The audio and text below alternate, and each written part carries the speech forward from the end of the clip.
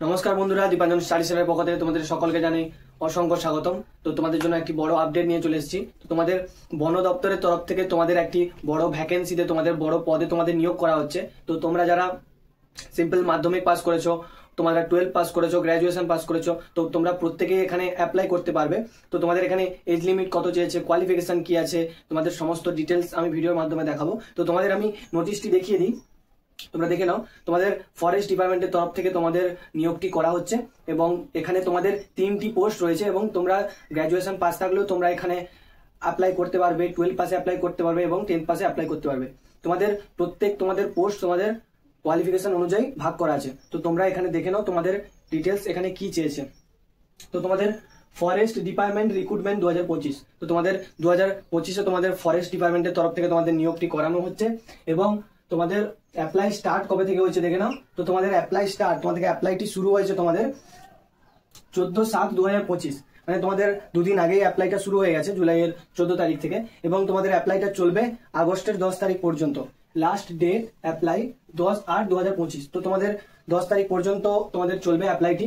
তো তোমাদের এখানে দেখে নাও পোস্ট কি কি রয়েছে এবং পোস্ট ওয়াইজ তোমাদের কোয়ালিফিকেশন কি চেয়েছে সমস্ত কিছু তোমরা দেখে নাও। তো তোমাদের এখানে পোস্ট রয়েছে, সবার প্রথম তোমাদের যে পোস্টটি রয়েছে টেকনিক্যাল অ্যাসিস্ট্যান্ট, তোমাদের টেকনিক্যাল অ্যাসিস্ট্যান্ট রয়েছে, তারপরে তোমাদের রয়েছে ফরেস্ট গার্ড এবং ড্রাইভার। তোমাদের 3টি পোস্ট রয়েছে এখানে। তো তোমাদের বলে দিই এখানে পোস্ট ওয়াইজ তোমাদের ভ্যাকেন্সি কোয়ালিফিকেশন কি চেয়েছে। তো তোমাদের এখানে টেকনিক্যাল অ্যাসিস্ট্যান্টের জন্য তোমাদের কোয়ালিফিকেশন লাগবে গ্র্যাজুয়েশন। তোমরা যদি সিম্পল গ্র্যাজুয়েশন পাস করে থাকো, এবং হ্যাঁ তবে তোমাদের এখানে সায়েন্স নিয়ে কিন্তু গ্র্যাজুয়েশন পাসটা করতে হবে। তুমি যদি গ্র্যাজুয়েশনে তুমি যদি বিএসসি তুমি যদি নিয়ে থাকো, সায়েন্স নিয়ে গ্র্যাজুয়েশন পাস করে থাকো, তবেই তুমি এখানে অ্যাপ্লাই করতে পারবে। এবং তোমার এখানে এজ লিমিট কত লাগছে সেটা দেখে নাও। তো তোমার এখানে এজ লিমিট কত থাকছে, তো তোমাদের এখানে এজ লাগবে 21 থেকে 30 বছর বয়স। তো তোমার বয়স যদি 21 থেকে 30 হয়ে থাকে তাহলে তুমি এখানে অ্যাপ্লাই করতে পারবে।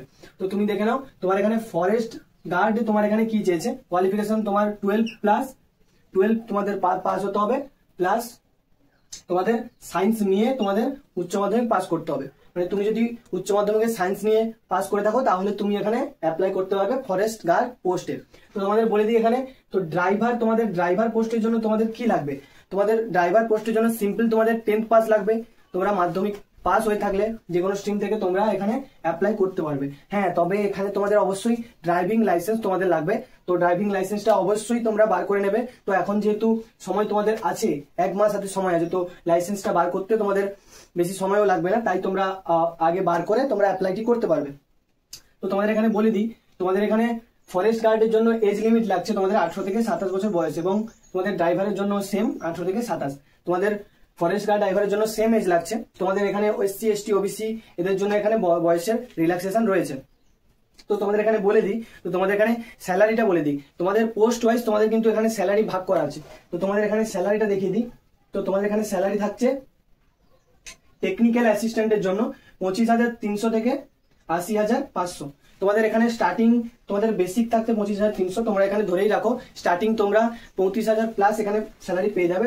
এটা হচ্ছে তোমাদের টেকনিক্যাল অ্যাসিস্ট্যান্টের জন্য।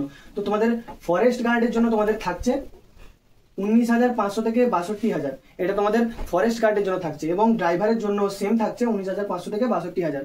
তো ড্রাইভার আর ফরেস্ট গার্ডের জন্য তোমাদের সেম তোমাদের স্যালারি থাকছে, এবং তোমাদের টেকনিক্যাল অ্যাসিস্ট্যান্টের জন্য তোমাদের স্যালারিটা একটু বেশি দেওয়া হবে। তো তোমাদের এখানে সিলেকশন প্রসেসটা কি আছে বলে দিই। তোমাদের সিলেকশন প্রসেস এখানে রয়েছে, তোমাদের ফার্স্ট তোমাদের এক্সাম হবে। হ্যাঁ এখানে বলে দিই তোমাদের সিম্পল একটাই তোমাদের এক্সাম হবে, একটাই তোমাদের সিম্পল এক্সাম হবে।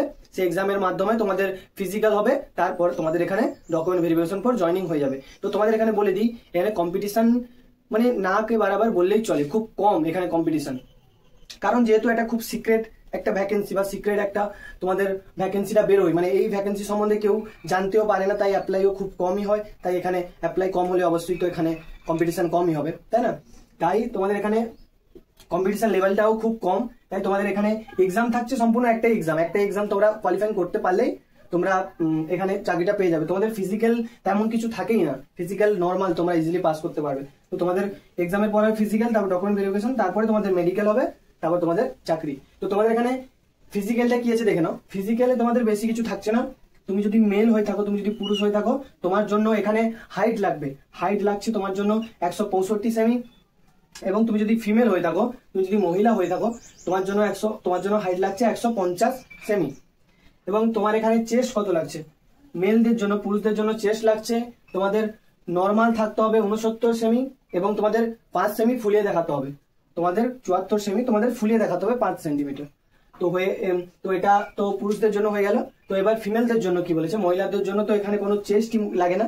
তো এখানে তোমাদের কি করতে হবে, ওয়াকিং করতে হবে, মানে তোমাদের হেঁটে দেখাতে হবে। তো এখানে তোমাদের রানিং থাকছে না, রানিং নেই, তোমাদের এখানে হেঁটে দেখাতে হবে। তো তোমাদের 25 কিলোমিটার হেঁটে দেখাতে হবে 4 ঘন্টার মধ্যে।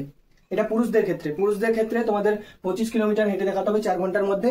এবং তুমি যদি মহিলা হয়ে থাকো, তো মেয়েদের জন্য তোমাদের 14 কিলোমিটার তোমাদের হেঁটে দেখাতে হবে 4 ঘন্টার মধ্যে, সেম সময়। তো তোমরা ইজিলি এটা তোমরা পাস করে যাবে, কোনো এখানে তোমাদের এত চাপ নেই। তো তোমাদের তারপরে হচ্ছে ডকুমেন্ট ভেরিফিকেশন, তারপরে তোমাদের মেডিকেল থাকছে। তো মেডিকেলটা তোমাদের নর্মালি হবে, তো তারপর তোমাদের জয়নিং হয়ে যাচ্ছে। তো তোমাদের এক্সাম কিন্তু তোমাদের নিজেদের রাজ্যে, যে যার তোমাদের রাজ্যেই তোমাদের এক্সামটা হবে, তাই তোমাদের অন্য রাজ্যে গিয়ে তোমাদের এক্সাম দেওয়ার কোনো দরকার নেই। তোমাদের এক্সাম সেন্টার কলকাতাতেই পেয়ে যাবে, তো ওটা নিয়ে ভাবনা চিন্তা করার দরকার নেই। তো তোমাদের এখানে বলে দিই তোমাদের অ্যাপ্লিকেশন ফিসটা কত লাগছে। তোমাদের এখানে অ্যাপ্লিকেশন ফিস কত চেয়েছে, তো তোমাদের ইউআর ওবিসি, তুমি যদি ইউআর ওবিসি ইডব্লিউএস হয়ে থাকো, তোমার জন্য এখানে অ্যাপ্লিকেশন ফিসটা লাগছে 850 টাকা। এবং তুমি যদি এসসি এসটি হয়ে থাকো, তাহলে তোমার জন্য এখানে 0, তোমার জন্য কোনো ফিস এখানে লাগছে না। ইউআর ওবিসির জন্য 850 টাকা এবং এসসি এসটির জন্য এখানে কোনো ফিসই লাগছে না। তো তোমাদের ইউআর ওবিসির জন্য ফিসটা একটু বেশি রেখেছে, কিন্তু তোমাদের বন দপ্তরের একটা ভালো পোস্টে তোমাদের এখানে নিয়োগ করা হচ্ছে, এবং বন দপ্তরের চাকরি মানে তোমাদের খুব ভালো একটি তোমাদের জন্য চাকরি। তো এই ছিল তোমাদের আজকে ইনফরমেশন। তো যারা যারা অ্যাপ্লাই করতে চাও, খুব তাড়াতাড়ি তোমরা অ্যাপ্লাই করে দাও। তো আজকের ভিডিওটা এই পর্যন্ত। যদি ভালো লাগে অবশ্যই লাইক করবে, সাবস্ক্রাইব করবে এই ধরনের ইনফরমেশন ভিডিও পাওয়ার জন্য। তো দেখা হচ্ছে নেক্সট ভিডিওতে।